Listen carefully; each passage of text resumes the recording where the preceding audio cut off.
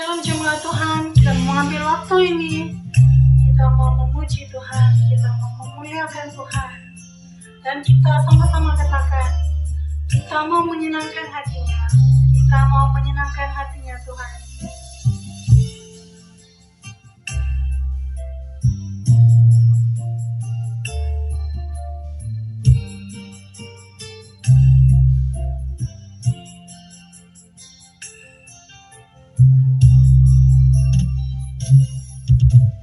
Tuhan, ku mau menyenangkan-Mu. Tuhan, bentuklah hati ini jadi bejana untuk hormat-Mu, cemerlang bagai emas murni. Tuhan, ku serahkan hatiku, semua ku berikan padamu. Kuduskan hingga tulus selalu,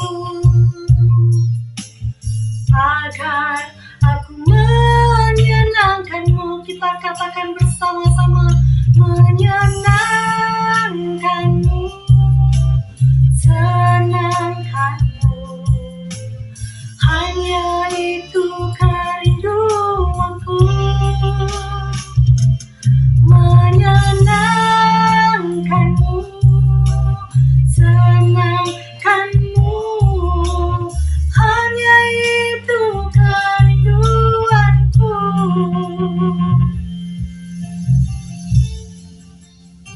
Karena hanya ini ya Tuhan, kerinduan hati kami Bapa. Kami mau menyenangkan Engkau Tuhan, dengan segenap hati kami Tuhan.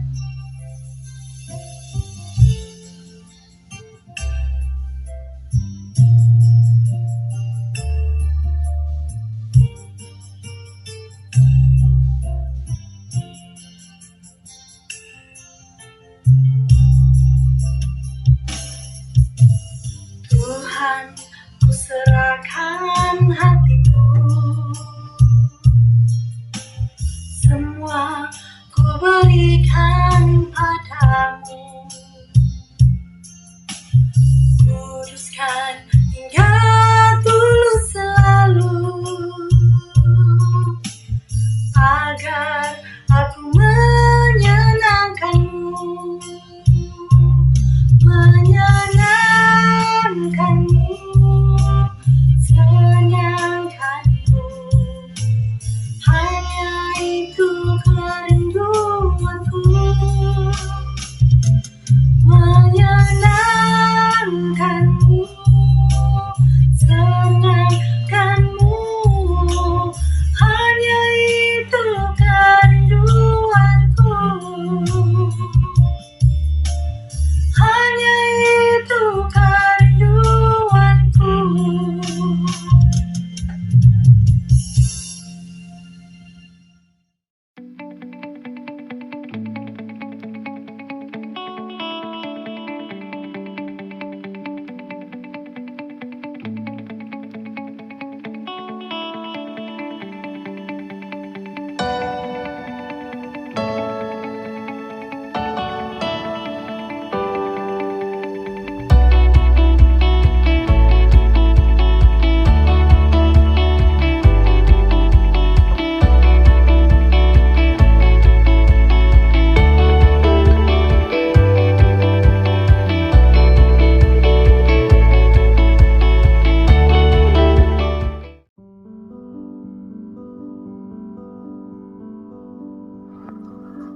Shalom semua, pembacaan firman Tuhan hari ini Mazmur pasal 91 ayat 1 hingga 6. Orang yang duduk dalam lindungan yang maha tinggi dan bermalam dalam naungan yang maha kuasa akan berkata kepada Tuhan, tempat perlindunganku dan tubuh pertahananku, Allahku yang kupercayai.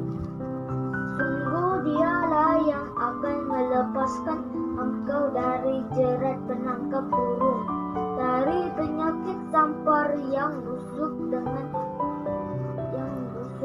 Dengan kepaknya lah akan melindungi engkau. Di bawah sayapnya engkau berlindung, kesetiaannya ialah perisai dan pagar tembok.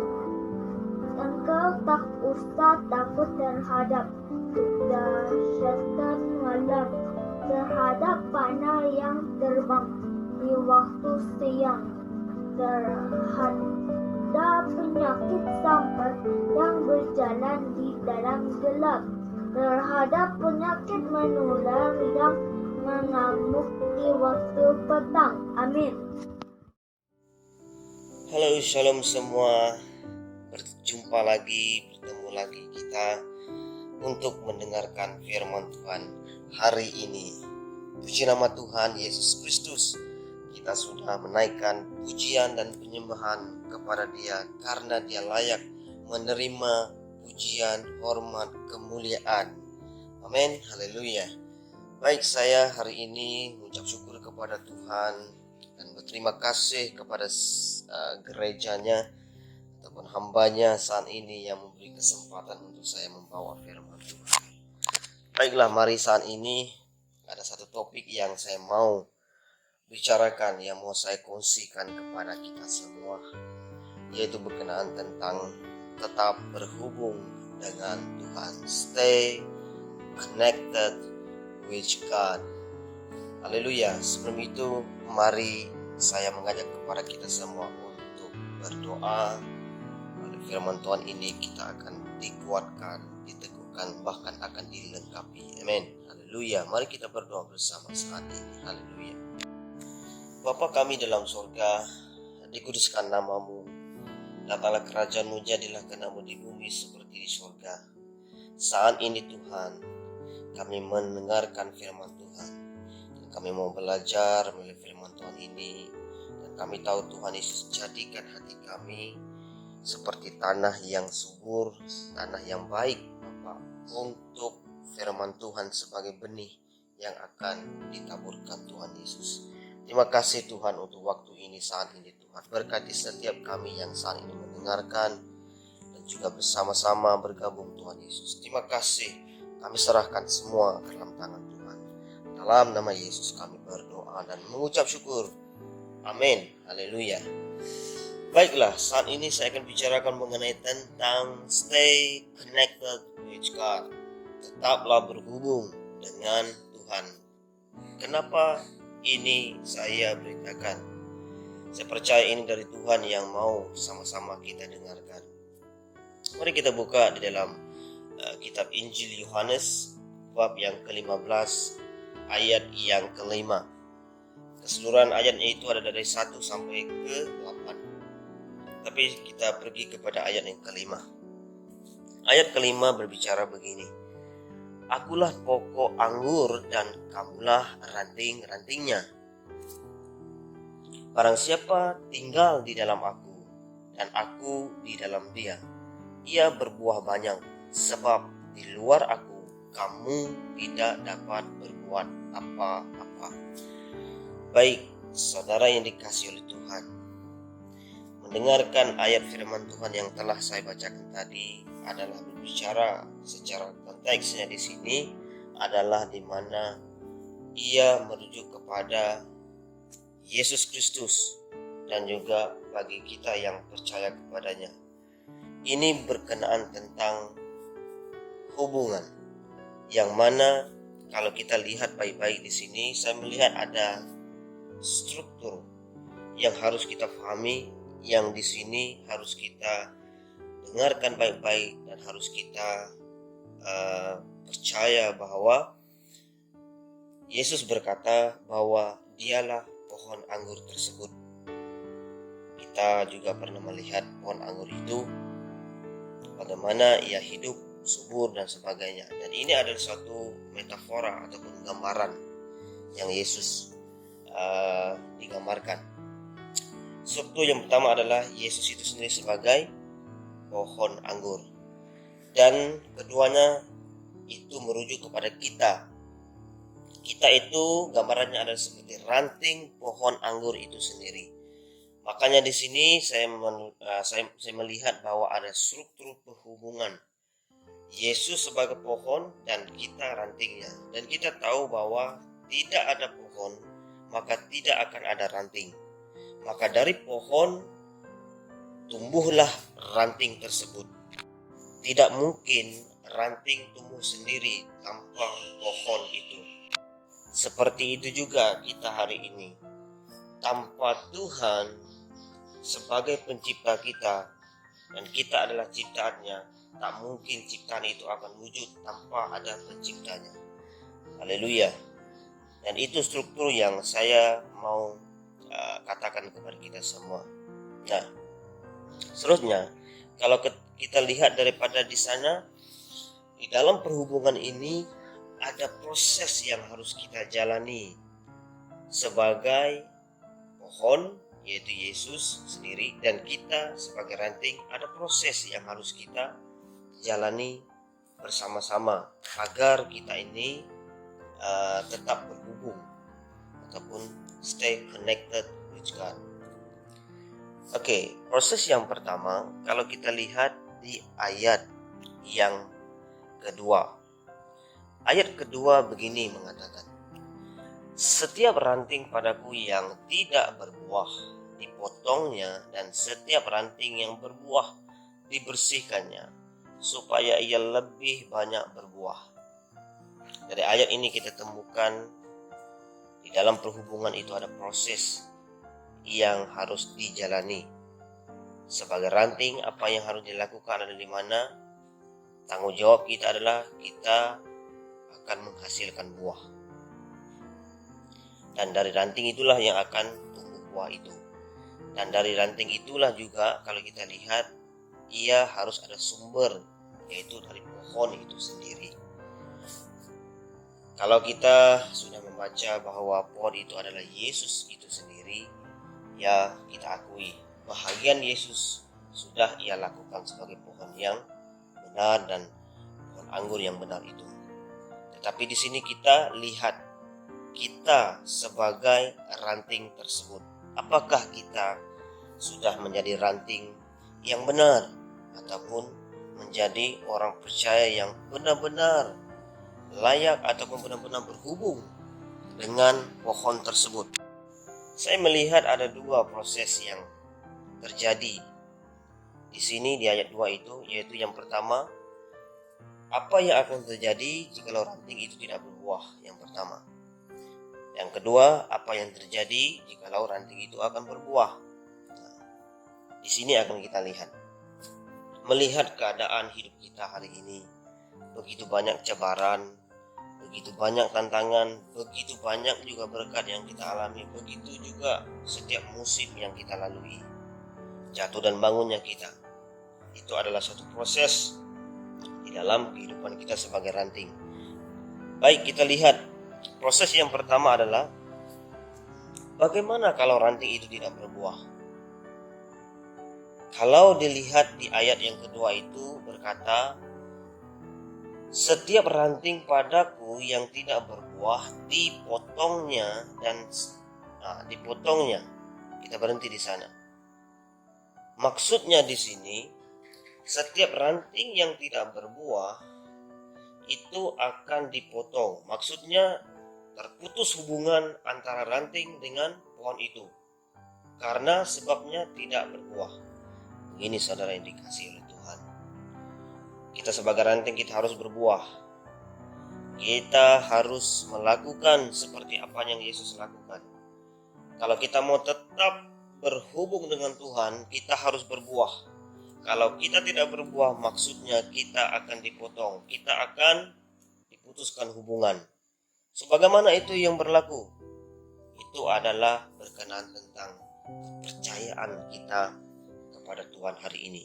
Apakah kita benar-benar menjalankan iman kepercayaan kita kepada Tuhan itu dengan sungguh-sungguh agar kita tidak dipotong sebagai ranting ini ataupun hubungan kita tidak akan terputus. Penyebab utama hubungan kita terputus dengan Tuhan adalah tentang kita tidak berbuah oleh karena sudah terjadinya di dalam hidup ini kita lari daripada landasan iman kita. Mungkin kita berkompromi dengan dosa, kita berkompromi dengan musuh-musuh Tuhan, yaitu tentang berhala, tentang apapun itu dosa dan sebagainya. Boleh jadi demikian saudara. Nah, itu proses yang pertama. Tetapi bagaimana proses yang kedua yang mengatakan jikalau ranting itu akan menghasilkan buah?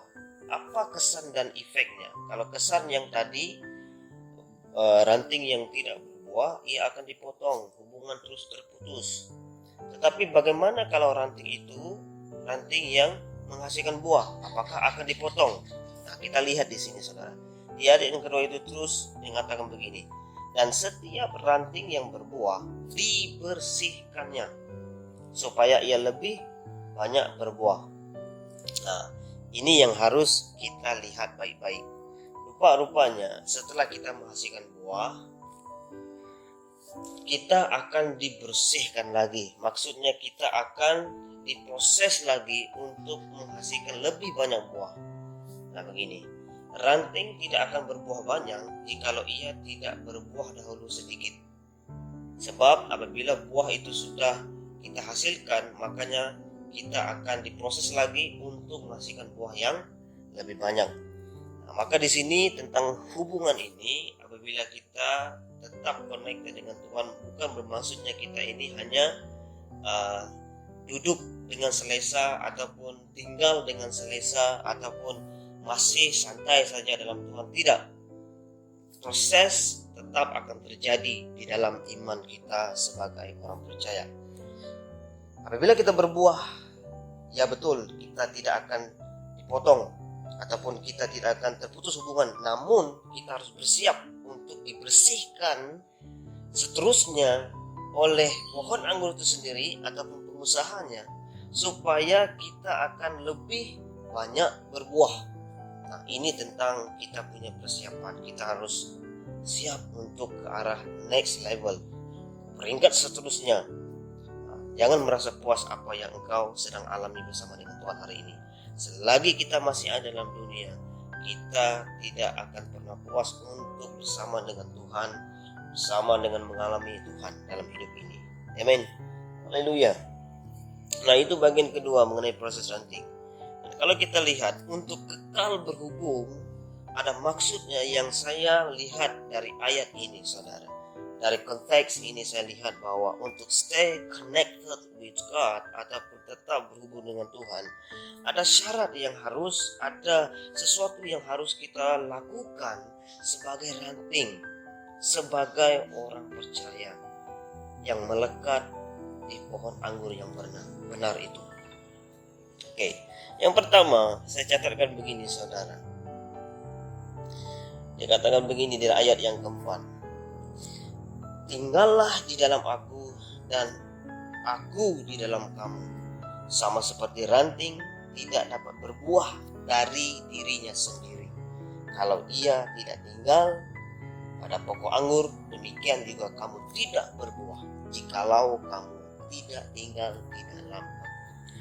Maksudnya rahasia, syarat untuk kita untuk kekal berhubung dengan Tuhan sebagai pohon anggur dan kita adalah ranting adalah di mana kita harus tetaplah tinggal di dalam Yesus Kristus. Amin. Tetaplah tinggal di dalam Yesus Kristus. Ini yang pertama saudara. Di mana firman Tuhan berkata, tidak mungkin ranting akan dapat berbuah dari dirinya sendiri kalau ia tidak tinggal pada pohon anggur. Kita tidak akan berhasil, kita tidak akan berjaya, kita tidak akan dapat melangkah walaupun dalam keadaan terpuruk sekalipun jikalau kita tidak tinggal di dalam Tuhan. Ini maksudnya saudara.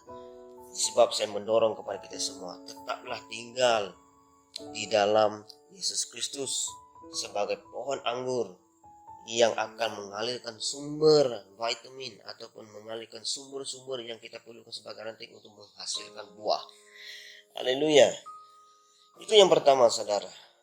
Dan yang kedua, apa yang saya dapatkan di sini ada di ayat yang keempat itu juga. Dia mengatakan begini, bukan hanya sekedar untuk kita tetap tinggal di dalam Dia, tetapi apa yang perlu kita lakukan adalah di mana dia katakan begini, dan aku di dalam kamu.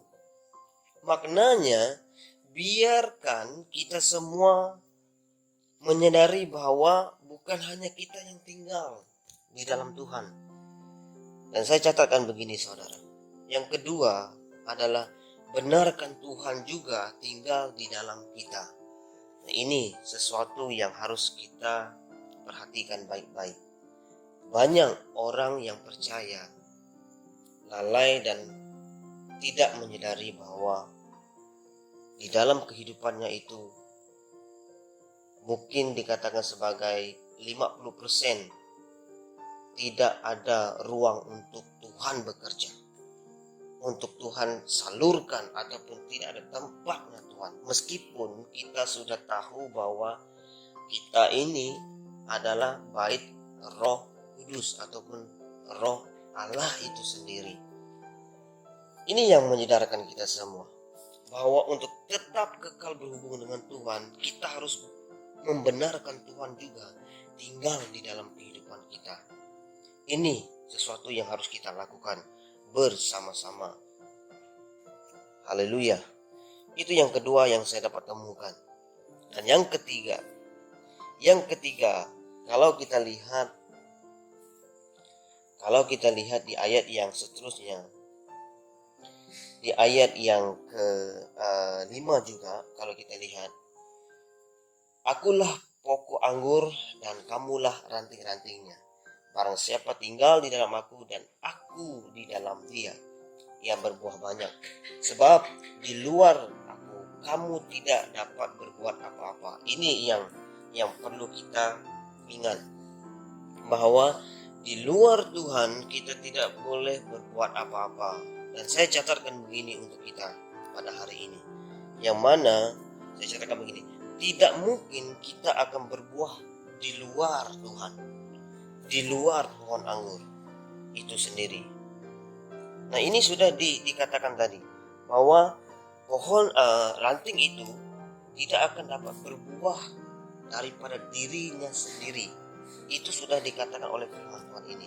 Makanya itu yang saya katakan kepada kita, tidak mungkin kita akan berbuah di luar Tuhan sebagai pohon anggur itu sendiri. Jadi inilah yang saya mau katakan kepada kita semua, bahwa kita harus tetap tinggal bersama dalam Tuhan. Kita harus membenarkan Tuhan juga tinggal di dalam kita. Dan tidak mungkin kita akan berbuah di luar Tuhan. Makanya kita harus tetap ada, melekat bersama dengan Tuhan sebagai pohon anggur. Kita ini rantingnya, kita ini miliknya. Amen. Baik. Kepada poin yang saya catatkan kepada kita semua pada hari ini, saya tidak akan panjangkan khotbah ataupun penyampaian ini. Saya akan cepatkan. Poin yang pertama daripada setiap bacaan kita hari ini, apa yang saya mau sampaikan kepada kita semua di sini adalah di mana supaya kita tetap berhubung dengan Tuhan, mengingat akan situasi yang kita alami hari ini sebagai orang yang percaya. Stay connected with God adalah yang pertama. Ingatlah, orang yang tetap berhubung dengan Tuhan akan dipelihara oleh Tuhan. Ini poin yang pertama. Orang yang tetap berhubung dengan Tuhan akan dipelihara oleh Tuhan. Amin. Ini poin yang pertama, saudara. Percayalah ini. Dan yang kedua, poin yang kedua adalah orang yang tetap berhubung dengan Tuhan akan mengalami kejayaan di dalam hidup kita. Entah itu kejayaan di dalam kita punya plan sekarang ini, ataupun misi kita, visi kita, ataupun sesuatu yang sedang kita kerjakan hari ini. Kita akan mengalami kejayaan. Dan kalau kita sadar bahwa kita harus melibatkan Tuhan di dalam segala apa yang kita usahakan, maka kita akan mengalami kejayaan. jikalau kita tetap berhubung dengan Tuhan. Sebelum melakukan sesuatu kita berdoa. Amen. Itu maknanya orang yang begitu, setiap apa yang dia lakukan, dia menyerahkan setiap rancangannya, sebagainya. Orang yang demikian adalah orang yang tetap berhubung dengan Tuhan, dan dia akan mengalami kejayaan. Amin. Haleluya. Dan yang ketiga adalah orang yang tetap berhubung dengan Tuhan akan diselamatkan dalam apapun keadaan. Ini yang menariknya. Karena apa? Jaminannya ada di dalam tangan Tuhan. Orang yang tetap berhubung dengan Tuhan akan diselamatkan dalam apapun keadaan. Amin. Haleluya. Ini yang sangat menarik apabila kita tetap berhubung dengan Tuhan. Supaya kita ini akan dapat overcome dalam setiap apapun keadaan yang kita lalui. Dan kita akan diselamatkan. Sebab kita ini adalah ranting yang melekat ataupun milik Tuhan. Nah, ini yang menarik, saudara. Baik, untuk kesimpulan khotbah pada saat ini, masa ini, saya mengatakan begini, saudara. Jika kita kekal berhubung dengan Tuhan, maka kita akan dibukakan dari satu tingkat ke satu tingkat apa yang ada, apa yang Tuhan sediakan buat kita semua. Tetapi jika tidak kita kekal berhubung dengan Tuhan, kita akan diputuskan ataupun dihubungkan, dibuang sama seperti ranting dan akan dibakar. Sementara kesempatan yang Tuhan berikan dalam hidup kita, kekalah berhubung dengan Tuhan. Apapun situasimu hari ini, kekalah berhubung dengan Tuhan. Apapun yang sedang engkau diperhadapkan, tetaplah berhubung dengan Tuhan. Katakan orang di sebelah kanan dan di sebelah kiri saudara ataupun keluarga saudara, katakan, stay connected with God. Tetaplah berhubung dengan Tuhan. Meskipun air mata mengalir saat ini, mendengarkan ini, tetapi katakan kepada hatimu, dirimu, dan juga orang-orang yang engkau harus dorong, kekalah, tetaplah berhubung dengan Tuhan Yesus. Baik, terima kasih. Semoga firman yang saya sampaikan ini menjadi berkat, kekuatan, dan melengkapi iman kita untuk menuju ke arah kedewasaan di dalam Tuhan. Terima kasih, Tuhan Yesus memberkati. Haleluya.